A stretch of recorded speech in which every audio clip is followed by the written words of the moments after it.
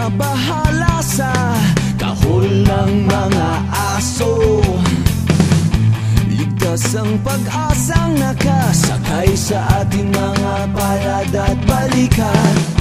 Huwag mong patulan, huwag mong sakyan ng mga talangka. Panisanganga sa respeto't pagpapakumbaba. Walang matayog na pangarap,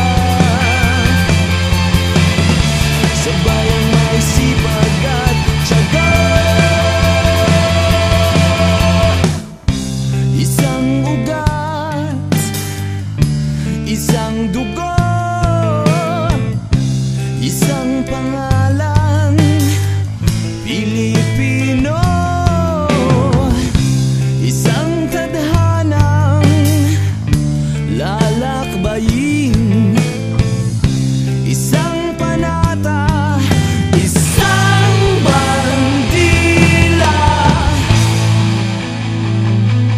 Wow! Pekeng bayani, pekeng paninindigan.